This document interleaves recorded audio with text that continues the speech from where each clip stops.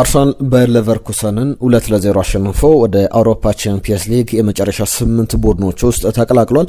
በጣም ቆንጆ ጨዋታ ነበረ። በአርሰናል በኩል ሁለቱም ከፍጹም ቅጣት ምት ክልል ውጪ የተቆጠሩ በተለይ ኤቤሬቺዜ ያስቆጠራት ግብ በጣም ድንቅ ነበረች። አርሰናል በጣም በሚገርም ብቃት ጨዋታውን ያጠናቀቀበትና በድምሩ 3-1 በሆነ ውጤት ሌቨርኩሰንን ጥሎ አልፏል። የአውሮፓ ቻምፒየንስ ሊግ ላይ ምናልባት በእንግሊዝ ክለቦች በኩል ብቸኛ የእንግሊዝ ተወካይ በእንግሊዝ ክለቦች መካከል እንዳይሆን ስጋት አለ። ዛሬ ሊቨርፑልና ባርሴሎና ይጫወታሉ። ከአርሰናል ጋር በተያያዘ ግን ትናንትና ጨዋታውን በሚገርም ኮንትሮል በሚገርም ብቃት በብዙ መንገድ ያጠናቀቀበት ነበረ። ሌቨርኩሰንን ኤምሬትስ ስቴዲየም ላይ 2-0 በአጠቃላይ በአግሪጌት 3-1 የመጀመሪያው ጨዋታ ላይ ከሀቨርስ ያስቆጥራት ግብ አርሰናል ነጥብ ይዞ እንዲወጣ ወይም ደግሞ ባቻ ውጤት እንዲጠናቀቅ ጨዋታው ያስቻለ ነበረ። በዚህ ጨዋታ ላይ ደግሞ ዴክላን ራይስ ኤቤሬቺዜ በጣም ቆንጆ ግቦችን አስቆጥረው አርሰናል ወደ ቀጣዩ ዙር ማለፉን አረጋግጧል። ኤቤሬቺዜ አሁንም በአርሰናል ቤት ከዚህ በላይ ቫልዩ እንደሚሰጠው ከዚህ በላይ በተለይ ደግሞ የሌቨርኩሰኑ ግብ ጠባቂ ትናንትና በመጀመሪያው አጋማሽ በጣም ጥሩ ኳሶችን ሲያድን ነበር። ምናልባት የኤቤሬቺዜ ግብ ከአቅም በላይ ሆኖበት እንጂ በመጀመሪያው አጋማሽ ብቻ 7 ኦን ታርጌት ሙከራዎችን ያዳነበት ነበር። ዴክላን ራይስ ሌቨርኩሰንን እንግዲህ ወደ ቤቱ የሸኘ ወደ ጀርመን ቻው ባይ ያስባለች ግብ ያስቆጠረ ነበረ። ሁለተኛው አጋማሽ ላይ ነበረ የተቆጠረው። አርሰናል የመጨረሻ 8 ቡድኖች ውስጥ መቀላቀሉ የተረጋገጠ ሆኗል። በዚህ እንግዲህ አርሰናል ለ4 ዋንጫዎች ብቻ እየተጫወተ ይገኛል። ብቸኛው ቡድን ነው። ማንቸስተር ሲቲ በቻምፒየንስ ሊጉ ላይ ወጥቷል። ማንቸስተር ሲቲ ፕሪሚየር ሊጉ ላይም ያበቃለት ቡድን ይመስላል። ነገር ግን አሁን የሚቀሩት የካራባኦ ካፕ ፍጻሜ ከአርሰናል ጋር አለው። በመጪው እሁድ በዚህ ሳምንት መጨረሻ ላይ የሚደረግ በዌምብሌ የሚጠበቅ ጨዋታ ነው። ኤፍ ኤ ካፕም ላይ ማንቸስተር ሲቲ ኳርተር ፋይናል ላይ አለ። አርሰናል ግን በቻምፒየንስ ሊግም በካራባኦ ካፕም በኤፍኤ ካፕም በፕሪሚየር ሊግም ላይ ጉዞውን በደንብ እንዳማረ እንደቀጠለ ይገኛል። ትናንትና በኤክስፔክትድ ጎል በጎሎች ኦን ታርጌት ሙከራዎችን በአጠቃላይ ሙከራዎችንም ጨምሮ 12 ኦን ታርጌት ሙከራዎች አጠቃላይ 21 ሙከራዎችን የሞከረበት ነበረ። 42% ነበር ግን የኳስ ቁጥጥሩ ላይ ትኩረት አላደረገም። አሰልጣኝ ሚኬል አርቴታ ቡድን ጆዜ ሞሪኒዮ እንደሚሉት ለምን ሲፈልጉ ኳሱን ይዘው ታይዱም ይላሉ። አንዳንድ ጊዜ 58% ሌቨርኩሰን የኳስ ቁጥጥር ነበር። አርሰናል በ42% የኳስ ቁጥጥር በኤክስፔክትድ ጎል የግብ ዕድሎችን በመፍጠር 21 የግብ ሙከራዎችን ሞክሮ 12ቱ ኦን ታርጌት ነበሩ። የሌቨርኩሰኑ ግብ ጠባቂ የሚገርም ምሽትን አሳልፏል። ኤክስፔክቴሽኖች አሉ ከአርሰናል ጋር በተያዘ በጣም በተመቻቸ ሁኔታ ያለምንም ስጋት ወደ ቀጣዩ ዙር አልፏል። ያ ማለት በሚቀጥለው ዙር ደግሞ የሚጫወተውን ቡድንም ለይቷል። ቦዶ ግሊምት ከውድድሩ ከዚህ ጨዋታ አስቀድሞ ከትናንትና አስቀድሞ ቦዶ ግሊምት የኖርዌውን ቡድን ይገጥማል ተብሎ ነበረ። ነገር ግን ቪክተር ዮኬሬሽ የቀድሞ ቡድኑን በአውሮፓ ቻምፒየንስ ሊግ ኳርተር ፋይናል ላይ ወይም በመጨረሻ 8 ቡድኖች ውስጥ ከቀሩ ቡድኖች መካከል አንደኛው ስፖርቲንግ ሊዝበን ነው። ከአርሰናል ጋር ጨዋታውን ያከናውናል። በቀጣይ ትኩረትን የሚስብ ጨዋታ ነው። ለምሳሌ ትናንትና በመጀመሪያው አጋማሽ ብቻ 7 ኦን ታርጌት ሙከራዎችን በአርሰናል በኩል ተሞክሯል። ያ ማለት የቻምፒየንስ ሊግ ላይ አርሰናል በፈርስት ሃፍ እንደዚህ አይነት ብዙ ሙከራዎችን የሞከረው 2003-2004 የውድድር ዘመን ጀምሮ ኦፕታ ዳታዎችን መመዝገብ ከጀመረበት ጊዜ ጀምሮ ለሁለተኛ ጊዜ ነው። የሌቨርኩሰኑ ግብ ጠባቂ ብላስዌች በጣም ቢዚ ነበር። በጣም ጥሩ ኳሶችን ሲያድን ነበር። የትሮሳርድ ኳስ ሌሎችም ተጫዋቾች በጣም የሞከሯቸው ግልጽ ኳሶች ነበሩ። ብላስዌች እንግዲህ አርሰናልን መቆጣጠር የቻለ ይመስል ነበር እስከ 36ኛው ደቂቃ ላይ። ኤቤሬቺዜ ግን ያቺን ታምራዊ የምትባል ግብ በተለይ በመጀመሪያ ሞመንት ላይ ስትመለከቱት በጣም የሚያስገርም ግብ ነው። ከዛ በላይም ለግቡ መልክ ማማር የሰጠው ነገር ምንድን ነው? ኤቤሬቺዜ ደስታውን አለመግለጹ ነው። ደስታውን አልገለጸም ነበር። ልብ ብላችሁ ካያችሁት በደንብ ዝም ብሎ የአርሰናልን ባጅ ብቻ ወደ መጠቆም ማሊያውን ከፍ ወደ ማድረግ ብቻ ሄደ። ወክ አደረገ። ከዛ በኋላ ትንሽ ወክ አደረገ። ትንሽ ከተጓዘ በኋላ ፈገግ ብሎ ነበር የተመለከት ነውና በሚገርም ብቃት በሚገርም ፊኒሺንግ ኳሊቲው ኤቤሬቺዜ ጨዋታውን የገደለበት በጣም ለአርሰናል ደጋፊዎች ደስታን የፈጠረ ነበረ። የአርሰናል ደጋፊዎች በሚገርም ሁኔታ ጥሩ ምሽትን ትናንትና በኤምሬትስ ስቴዲየም አሳልፈዋል። በትናንትናው ዕለት እንግዲህ ሌቨርኩሰን ሰፊ ድል አልነበረውም። ነገር ግን አርሰናል ኳሱን በመቆጣጠር በብዙ መንገድ የበላይነት የነበረው ሌቨርኩሰን ጨዋታውን በመቆጣጠር የሚኬል አርቴታ ቡድን ምልክቶች ከሆኑ መካከል አንዱ ብዙ ጊዜ ይነሳል። ሚኬል አርቴታ ኳሱን ላይዝ ይችላል። ነገር ግን ሁሉ ጊዜ ለምሳሌ አሰልጣኝ ፔፕ ጋርዲዮላ ቡድን ኳሱን ይዞት በቅርብ ዓመታት ላይ የማንቸስተር ሲቲ ችግር ኳሱን ይዞ ሊቆይ ይችላል። ነገር ግን ኳሱን ይዞ መቆየት ማለት ጨዋታ መቆጣጠር ማለት እንዳልሆነ በደንብ የተመለከትንባቸው አጋጣሚዎች አሉ። ብዙ ጊዜ ተጋላጭ ይሆናል። አርሰናል ግን እንደዛ ተጋላጭ አልነበረም። ትናንትና ክሊንሺት አስመዝግቦ ወጥቷል። የዳቪድ ራያ ሴቭ በጣም ታስገርም ነበረች። ቪክተር ዮኬሬሽ በሚገርም ብቃት ጨዋታውን አድርጓል። ተከላካዮችን ፒን ያደረገበት ራሱን ከጨዋታው ጋር ያጣመረበት መንገድ በጣም ጥሩ ከተጫወተባቸው ጨዋታዎች መካከል አንዱ ነው። ለምሳሌ ሊያንድሮ ትሮሳርድ ላይ ታፒን ሊያስቆጥረው የነበረው ኳስ ጀራል ኳንሳ ያወጣት ኳስ የቪክተር ዮኬሬሽ መነሻ ነበረች። ዴክላን ራይስ እንግዲህ 63ኛው ደቂቃ ላይ ጨዋታውን በሙሉ ዘጋው ማለት ይቻላል። ከዛ በኋላ ክሪስቲያን ኮፋን የዳቪድ ራያ ያዳነበትን ኳስንም ተመልክተን ነበር። ለሁሉም አርሰናል በቻምፒየንስ ሊግ ላይ ጉዞውን ቀጥሏል። ኦፕታ እንግዲህ ሱፐር ኮምፒውተሮች ግምቶቻቸው ለአርሰናል በዚህ ቻምፒየንስ ሊግ ላይ ያሸንፋል ብለው በኤምሬትስ ስቴዲየምም ወደ ቀጣዩ ዙር የማለፍ ሰፊ እድል አርሰናል እንዳለው ሲያስቀምጡ ነበርና ጨዋታው በዳታ ደረጃ በዴታዎችን በመመልከት እንዴት ያለ ምሽት አርሰናል አሳልፏል የሚለውን ጉዳይ ከፖሴሽን ጀምሮ አርሰናል 42.5 በመቶ በ58.5 በመቶ ደግሞ በሌቨርኩሰን በኩል የኳስ ቁጥጥር የነበረበት ነው። በፖሴሽን ብቻ አይደለም፣ በተጋጣሚ ግብ ክልል አካባቢ በዲፌንሲቭ ሃፍ ላይም ጭምር ኳሶችን በመቀማት አርሰናል ብዙ ኳሶችን አልተቀማም። እንደ ሌቨርኩሰን ወደ 40 ያክል ኳሶችን ተቀምጧል። አርሰናል 23 በፖሴሽን ሎስት ኢን ሚድል ሰርድ ላይ በአማካኝ ስፍራ ላይ ኳሶችን አርሰናል ብዙ ኳሶችን ተነጥቆ ነበር ትናንትና። በእርግጥ ዲዋሎችን በማሸነፍ እኩል የተመጣጠነ ቁጥሮች ነበራቸው 85 በሰክሰስ ሬት ደግሞ የተሳኩ ዲዋሎችን በማሸነፍ ረገድ አርሰናል የበላይ ነበረ። የአየር ላይ ኳሶችንም በማሸነፍ እንዲሁም ደግሞ በድሪብል በብዙ መለኪያዎች አርሰናል የተሻለ ነበረ።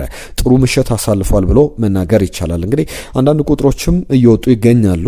12 ኦን ታርጌት ሙከራዎችን በአንድ ጨዋታ ላይ በሌቨርኩሰን ትናንትና ምሽት ላይ ተመልክተናል። በአርሰናል በኩል ከዚህ በፊት ፖርቶን ሲገጥም ታስታውሱ እንደሆነ 2010 ላይ አርሰናል 12 ኦን ታርጌት ሙከራዎችን በአውሮፓ ቻምፒየንስ ሊግ ላይ አስመዝግቦ ነበር። የዳግም የተመለከትነው ሁለተኛው ቁጥር ነው።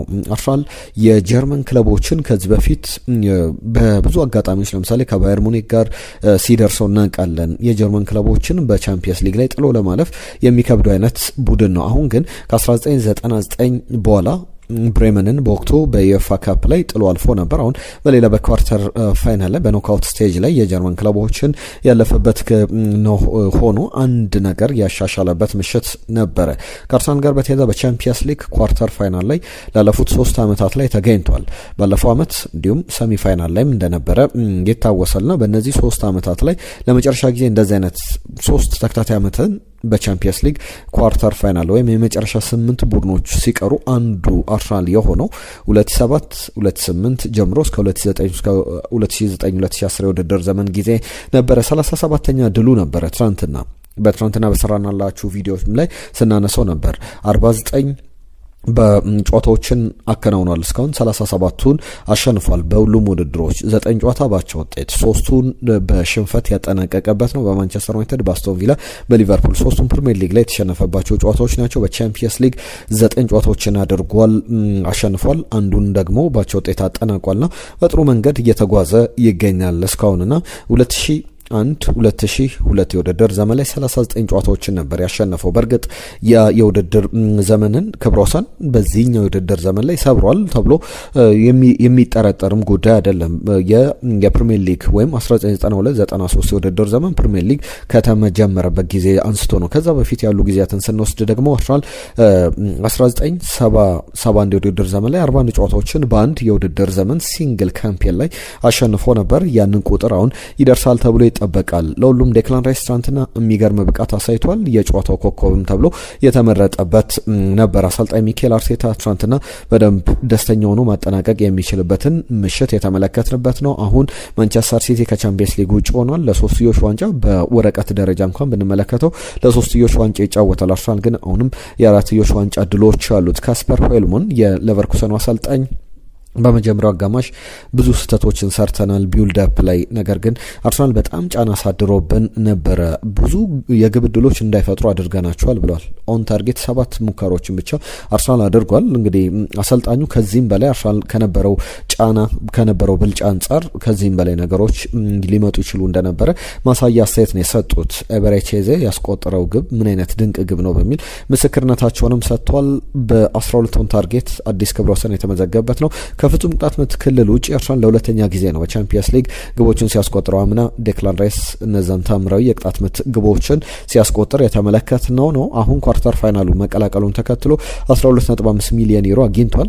በዚህም በአጠቃላይ በውድድር ዓመቱ ከዩኤፋ ከአውሮፓ እግር ኳስ ማህበር የፕራይዝ መኒ 109 ሚሊዮን ዩሮ ላይ ደርሷል። ባለፈው የውድድር ዓመት በሙሉ በቻምፒየንስ ሊግ በቆየበት እስከ ግማሽ ፍጻሜ ደርሶ 117 ሚሊዮን ዩሮ ነበር የደረሰው። አሁን የዚህን ቁጥር በጣም ከፍ አድርጎ ያሻሽሏል ተብሎ ይጠበቃል። በሚኬል አርቴታ በኩል አስገራሚ አስተያየት ሲሰጥ ተመልክቼዋለሁ። ምንድን ያለው አንዳንድ ጊዜ የዚህ የኖካውት ስቴጅ ጨዋታዎች ላይ ቡድኖች ልምምድ ይሰራሉ፣ ፍጹም ቅጣት ምት መምታት። ያንን እንግዲህ ድንገት ሳይመቱ ወደ ሜዳ አይገቡም። ማን ጥሩ መቺ እንደሆነ ለዛ ጨዋታ ማን እንደሚመረጥ የተቃራኒ ግብ ጠባቂንን በማጥናት ጭምር ውሳኔዎች ይወሰናሉ። ከዚህ ጋር በተያያዘ አሰልጣኝ ሚኬል አርቴታንም ከተመለከትናቸው ጉዳዮች መካከል እንደዚህ አይነት ነገሮችን ለመፍጠር ወይም ደግሞ ምናልባት ወደ ፍጹም ቅጣት ምት ጨዋታው ካመራ በሚል በጋዜጠኛ ለቀረበለት ጥያቄ ስትለማመዱ ነበር ወይ በዚህ ሳምንት ተብሎ ተጠየቀ። ሁል ጊዜ ነው የምንለማመደው ብሎ በቀልድ አልፎታል ነገሩን አሰልጣኝ ሚኬል አርቴታ። አሁን በአርሰናል በኩል ወደ ፍጻሜ ሁሉም ነገር እያመራ ይገኛል። በመጪው ያለውን የካራባኦ ካፕ ፍጻሜ በተመለከተ ልዩ ዘገባ ይዘን እንመጣለን። ከካፍ ጋር በተያያዘ ትናንትና ከተሰሙ ጉዳዮች መካከል የአፍሪካ ዋንጫን ከዚህ ከሞሮኮ አፍሪካ ዋንጫ ላይ ውዝግቡን ብዙዎቻችሁ ታስታውሱታላችሁ። የሴኔጋል ብሔራዊ ቡድን ተጫዋቾች ሜዳ ለቀው ወጥተው ብዙ ሲባልበት ነበርና በዛ ዙሪያ ላይ ትናንትና ውሳኔ ወስኖ ነበር። ምንድነው የወሰነው? ካፍ የሴኔጋል ብሔራዊ ቡድን ያሸነፈው ዋንጫ ተነጥቆ ለሞሮኮ እንዲሰጥ። በዚህ ውሳኔ መሰረት አንዳንድ ደጋፊዎች ሲቀልዱ ነበር። የማንቸስተር ዩናይትድ የቼልሲ ደጋፊዎች ሀሳብ ሲሰነዝሩ ነበር። አሁን ካፍ ባካችሁ ወደ ፕሪሚየር ሊግ ኑልንና አርሰናል ዋንጫ እንዳይበላ ወይም ከአርሰናል ንጠቁልን፣ የእናንተን ውሳኔ ነው የምንጠብቀው በሚል የተሰጡ አስተያየቶች አሉ። አርሰናል እንግዲህ በሜዳ ላይ ከአቅም በላይ ሆነው ከሜዳው ውጪ ባሉ ነገሮችን ለመሞከር ክለቦች እየመከሩ ይገኛሉ። አርሰናልን በውድድር ዓመቱ ላይ ብዙዎች ሲጠራጠሩት ነበረ። ስለ አርሰናል ጨዋታ ኮምፕሌን ሲደረግ አርሰናል እንዴት እንደዚህ ይጫወታል ማለቃቀስ የቀረሽ አስተያየቶች ሲሰጡ ነበረ። ምንም ይባል ምን ግን አርሰናል አሁን ወደ ዋንጫ የመጨረሻው ምዕራፍ ላይ ደርሷል። በመጪው ዕድም አንድ ብሎ ይጀመራል ብለን እንጠብቃለን። ሁሉ ነገር አልጋ ባልጋ ሆኖ ላይቀጥል ይችላል። ነገር ግን በቻምፒየንስ ሊግ ላይ ቅድም እያዋለው ከ10 ጨዋታዎች 9ን አሸንፏል። አንዱን ባቻ ውጤት ነው ያጠናቀቀው። እንደ ኳሊቲ አርሰናል ያሳየውን ኳሊቲ አሁንም መቀጠል አለበት። በሰከንድ ሌግ ላይ በፈርስት ሌግ ላይ ያሳየውን ጥሩ ነገር ናቪጌት እንዴት ማድረግ እንዳለበት የማሸነፊያ መንገዶችን በደንብ ተመልክተናልና በእግር ኳሱም ጥሩ እግር ኳስ እንዴት መጫወት እንደሚቻልም ትናንትና በአርሰናል በኩል ቆንጆ ጥሩ ቡድን እንዴት ማሳየት እንደሚቻል በአርሰናል በኩል ተጋጣሚዎች የግብ ክልላቸውን ዘግተው የማይጫወቱ ከሆነ ሌቨርኩሰን ትናንትና ለማድረግ ሲሞክር አርሰናል ምን አይነት ቡድን እንደገነባ ትናንትና የተመለከትንበት ነበር። ኤበሬቼዜ በጣም ጥሩ ምሽት አሳልፏል። 9 የወደፊት ኳሶችን ድሪብሎችን ሲያደርግ ነበረ። 5 ዱያሎችን አሸንፏል። 3 የግብ ሙከራዎችን አድርጓል። 3 ቁልፍ ኳሶችን አቀብሏል። በብዙ መንገድ ኤበሬቼዜ ምርጡን ምሽት አሳልፏል ብሎ መናገር ይቻላል። የሌቨርኩሰን ማብሪያ ስር ገጽ ባለፉት ቀናትም መነጋገሪያ ነበረ። ትናንትና ጨዋታው መጠናቀቅ በኋላ ያደረጉት ነገር በጣም ከባድ ሁለት የደርሶ መልስ ጨዋታዎች፣ ነገር ግን አርሰናል እንግዲህ ጥሩ የተጫወትንበት ነበረ። አርሰናልም ጥሩ የተጫወተበት ነበረ። ከዚህ በኋላ ለአርሰናል መልካሙን እድል ሁሉ እንመኛለን ብሏል። በጥሩ መንገድ እንግዲህ ለአርሰናል ምኞታቸውን ገልጸው ያጠናቀቁበት ነበር። ኤበሬቼዜ ትናንትና ግቧን ሲያስቆጥር ተመልክታችኋል ብዬ አስባለሁ። እሱ ብቻ አይደለም ዴክላን ራይስ ጭንቅላቱን ይዞ እነ ቤን ዋይት ከዛ በተጨማሪም ሌላኛው ተጫዋች ደግሞ ዊሊያም ሳሊባ ሁለቱንም እጆቹ ጭንቅላቱ ላይ አድርጎ ባለማመን ሀሳባቸውን እንግዲህ በደንብ ተመልክታችኋል። በደንብ አለማመናቸውን ምን አይነት ድንቅ ግብ እንዳስቆጠረ ስንመለከት ነበረ። እንደዚህ አይነት ግብ አስቆጥራለሁ ብዬ አንድም ቀን አስቤ አላቅም። በጣም እውነት ለመናገር በጣም ቆንጆ ግብ ነው ያስቆጠርኩት። የተለየ ግብ ነው። ሁል ጊዜ ለረጅም ጊዜ የማስታውሰውና ቁጭ ብዬ የምመለከተው አይነት ግብ ነው ያስቆጠርኩት ብሏል። በአርሰናል በኩል እንግዲህ የአራቱም ፍሮንቶች ላይ እየተፎካከረ መቀጠሉ የሚቀር አይደለም። ቪክተር ዮኬሬሽ በቀጣይ ከስፖርቲንግ ሊዝበን ጋር ደግሞ እንጠብቀዋለን። ትናንትና ጥሩ ምሽት አሳልፈዋል። ጨዋታውን እናንተ እንዴት ተመለከታችሁት? የእናንተን ሀሳብ ላካፍላችሁና ሌሎች ከጨዋታው ጋር በተያያዘ የሚነሱ ጉዳዮችን እየነገርኳችሁ እቀጥላለሁ። በጣም ጥሩ ነገሮች ይነሳሉ ከአርሰናል ጋር በተያያዘ በብዙ ነገር በአርሰናል የውድድር ዓመት ጉዞ ላይ በደንብ ምዕራፎቹን በሙሉ እየተሸጋገረ አሁን ወሳኙ ምዕራፍ ላይ ደርሷል። ትናንትና ከመጡ ለመልእክቶች መካከል አክሌል የጻፈልን መልእክት አለ። 4-0 በሆነ ውጤት አርሰናል ያሸንፋል ብሎ ነበረ። ፓማበይ ከልብ እናመሰግናለን። ጨዋታው ከባድ ቢሆንም አርሰናል 3-1 ያሸንፋል ደግሞ ያለን መልከሙ የተባለ አድማጫችን ነው። ከልብ እናመሰግናለን። ታምሬ የኔ ግምት አርሰናል 2-0 ሌቨርኩሰንን ያሸንፋል ብሎ በትክክል የገመተ ብቸኛው አድማጫችን ነው ታምሬ። ሌሎች ነገሮችም አንስቷል። አንዳንድ ሰዎች አርሰናል ዋንጫ አይበላም ብለዋል ብለ ከምታነሳ ሳይንሳዊ መንገድ ማስረዳት ይቻላል ብሏል። እንግዲህ የግል ኦፒኒየንን እንዴት በሳይንሳዊ መንገድ አርሰናል ለምሳሌ ዋንጫ አይበላም ብለው ሰዎች የግል አስተያየቶቻቸውን ሊሰጡ ይችላሉ።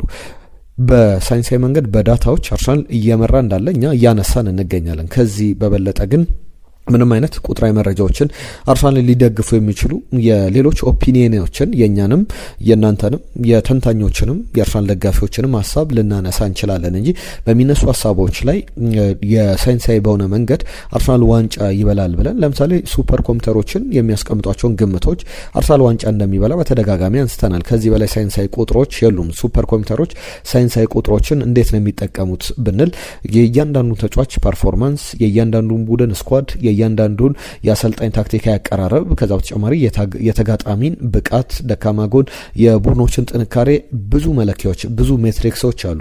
በኤክስፔክትድ ጎል አጠቃቀማቸው በኤክስጂ ብቻ አይደለም። ኤክስጂ አጌነስት ወይም ደግሞ ኮንሲድ የሚያደርጉበት መንገድ፣ መከላከላቸውን፣ ኦርጋናይዜሽናቸውን ብዙ ነገሮች ከግምት ይገባልና አርሰናልም በዛ መንገድ የሚጠቀስ የውድድር ዘመን እያሳለፈ ይገኛልና ያንን በሳይንሳዊ መንገድ ብዙ ጊዜ አንስተኗልና ኦፒኒየኖች፣ የግል አስተያየቶች ሲመጡም ደግሞ እናስተናግዳለን። ለሁሉም ከአርሰናል ጋር በተያዘ በደንብ የተዘጋጀበትን ጉዞ እያደረገ ይገኛል። ጆን ኦቢ ሚኬል ከሰሞኑ በአርሰናል በኩል የአርሰናል ደጋፊዎች የቀልድ ማዕከል ሆኗል። ከሰሞኑ አርሰናል ዋንጫ ቢበላይ ኢሌጋል ነው፣ ህገወጥ ነው፣ በማጭበርበር የተገኘ ነው ብሎ ሀሳብ ሲሰጥ ነበር። እንደዚህ አይነት ሀሳብ ደፍሮ ማንሳቱ እንኳን በጣም የሚያስገርም ነው። ከዛ በኋላ ለምሳሌ ማክስ ሾውማን ግብ ሲያስቆጥር በእድሜ ትንሹ ግብ አስቆጣሪም ሲሆን መከልከል አለበት፣ በእድሜ ትንሽ ስለሆነ ይህ ግብ መጽደቅ የለበትም ብሎ አስተያየት ይሰጣል ብሎ የአርሰናል ደጋፊዎች ሲቀልዱ ነበረ። አሁን ደግሞ ጆን ኦቢ ሚኬል አውሮፓ እግር ኳስ ማህበር በጣም የሚያበሳጭ ውሳኔ ወስኗል። ባየር ሊቨርኩሰን እንዴት የቼልሲን አረንጓዴ መለያ ለብሶ ወደ ሜዳ ይገባል ብሎ አስተያየት ይሰጣል ብለው ህገወጥ ነው፣ የትናንትና ውጤት መሰረዝ አለበት ብሎ አስተያየቱን ይሰጣል ብለው ሲቀልዱበት ነበረ ከጆን ኦቢ ሚኬል ጋር በተያዘ። ለሁሉም ግን በጣም በሚያስገርም ሁኔታ አርሰናል በሁሉንም ተቺዎችንም ወይም ቅሬታ ያላቸውንም የሚያለቃቅሱትንም ብዙ ሀሳብ የሚሰጡትንም ሁሉ ዝም እያስባለ ቀጥሏል። ነገ የተለየ ዘገባ ይዘን እንመጣለን። ሚኬል አርቴታ እንዴት ክሬዲት ያስፈልገዋል፣ እንዴት ምን አይነት ክሬዲት ይገባዋል በሚለው ላይ ሰፊ ዘገባዎችን እናነሳለን። ከሚኬል አርቴታ የውድድር ዓመት ጋር በተያዘ የሚነሱ ጉዳዮች አሉ። አንድ ሁለት የዝውውር ጉዳዮችን እናንሳ ከአርሰናል ጋር በተያዘ። አንደኛው ሉዊስ ስኬሊን በተመለከተ ነው። በቀጣይ ዓመት አርሰናል ተጫዋቹን በውሰቱ ለመልቀቅ እያሰበ ይገኛል የሚሉ ዘገባዎች አሉ። በተለይ ሌሎች ሲኒየር የሚባሉ የመስመር ተከላካዮች የማይለቁ ከሆነና ሉዊስ ስኬሊ ደግሞ በሱ ቦታ ላይ ሌሎች ተጫዋቾች ለምሳሌ በአርሰናል በኩል የሚጠሩ ስሞች አሉ። እነ ቲኖ ሊቨርማንቶ፣ ሉዊሳል ከነ ኢንትራክት ፍራንክፈርትም ሌሎች ክለቦችም ላይ ያሉ የመስመር ተከላካዮች አሉ። አርሰናል እያማተራቸው የአርሰናል ስካውቶች በደንብ በቅርብ እየተከታተላቸው ያሉ እነዚህ ተጫዋቾች የሚመጡ ከሆነ የ19 ዓመቱ እንግሊዛዊ ተጫዋች ከአርሰናል በውሰት ውል ሊወጣ ይችላልና ወደ እነዛ ክለብ ሲሄድ ደግሞ በየትኛው ክለብ ይፈለጋል የሚለውን አነሳላችኋለሁ። አርሰናል በቅድመ ሁኔታ ሊያስቀምጣቸው የሚችሉ መደራደሪያ ነጥቦች አሉ። እነዚህም በፕሪሚየር ሊጉ ዓመት ለምሳሌ ጉዳት ካላጋጠመው በስተቀር ከ38 ሳምንታት ቢያንስ 30ውን 32 33 ጨዋታዎችን በመጀመሪያ ተሰላፊነት እንዲጫወት እድል የሚሰጡ ክለቦች ተጫዋቹን እንዲያስፈርሙ እድል ይሰጣቸዋል። ያለበለዚያ ፔናልቲ ፔመንት ወይም የቅጣት ክፍያ እንዲከፍሉ ለማድረግ አርሰናል ኦፕን ሆኖ እየሰራ ይገኛል የሚል ዘገባን ከአውት ኦፍ ሳይድ ላይ ተመልክቻለሁ። በዚህ ድርድር ላይ ደግሞ ዌስትሃም ዩናይትድ በፕሪሚየር ሊግ የሚቆይ ከሆነ ኤቨርተን፣ ክሪስታል ፓላስ የተጫዋቹ ፈላጊ ሆነው በጣም ስማቸው በቅርብ እየተያዘ እየተነሳ ያሉ ክለቦች ናቸው። ከዛ ውጪ ግን የሪካርዶ ካላፊዮሪ ጉዳይ ዩቬንቱስ፣ ኤስ ሚላን፣ ኢንተር ሚላን፣ የጣሊያን ክለቦች ናፖሊም በጣም ፍላጎት እያሳዩ ይገኛሉ። አርሰናል ግን ተጫዋቹን የመልቀቅ ፍላጎት የለውም። እነዚህ ክለቦች ለምሳሌ አርሰናል ተጫዋቹን አልለቅም የሚል ከሆነ ትልቅ ገንዘብ ደግሞ ማቅረብ ይኖርባቸዋል። ትልቅ ገንዘብ ሲባል ከ80 ሚሊዮን ፓውንድ በላይ ያቀርባሉ ተብሎ አይጠበቅም በጣሊያን እግር ኳስ የፋይናንሻል አቅም መሰረትና ተጫዋቹ አርሰናል ምንም አይነት የመልቀቅ ፍላጎት የለውም። እናንተ ምን ታስባላችሁ? ሪካርዶ ካላፊዮሪ መልቀቅ አለበት ወይስ ደግሞ መቀጠል አለበት? እንደኔ እምነት በጭራሽ ከአርሰናል መልቀቅ የለበትም። ምክንያቱም ብትሉ በአርሰናል ቤት ለምሳሌ ሪካርዶ ካላፊዮሪ፣ ፒየሮ ኤንካፒ እየተፈራረቁ የአንድ ትልቅ ቶፕ ኳሊቲ ያለው ተጫዋች ሚናን እየተጫወቱ ይገኛሉ። እንደ ጨዋታው አይነት ፊዚካሊቲ ሲያስፈልገው ወይም ደግሞ ወደ መሀል ገብቶ የሚጫወትና የሚዋለል ተጫዋችም ሲያስፈልግ እንደ ባህሪያቸው እንደ ጨዋታቸው እንደ ተጋጣሚ ቡድን እየሆኑ ወደ ሜዳ እየገቡ እየተመለከተን እንገኛለንና ለዛም ይረዳ ዘንድ በአርሰናል ቤት የሪካርዶ ካላፊዮሪን ጉዳይ እየተመለከተን እንገኛለን። የ23 ዓመቱ ጣሊያናዊ ተጫዋች በጣሊያን ክለቦች መፈለጉ የሚያስገርም አይደለም። በአርሰናል በኩል ግን ተጫዋቹን ይለቃል ተብሎ አይጠበቅም። ለሁሉም ክቡራትና ክቡራን በዛሬ ጉዳዮቻችን ላይ ሀሳብ አስተያየቶቻችሁን ላኩልን። ይህንን ቪዲዮ ላይክ አድርጋችሁ እንዲሁ ሼር፣ ሰብስክራይብ እያደረጋችሁ አብራችሁ እንዳላችሁ ተስፋ እናደርጋለን። መልእክቶቻችሁን፣ ሀሳብ አስተያየቶቻችሁን እንጠብቃለን። ነገ በአዳዲስ ጉዳዮች በአዳዲስ መረጃዎች እንመለሳለን። ከካራባኦ ካፕ ፍጻሜ ጋር በተያያዘ የሚነሱ ነጥቦች አሉ። ለዛሬ እዚህ ላይ እናጠናቅቃለን። ጤና ይስጥልን።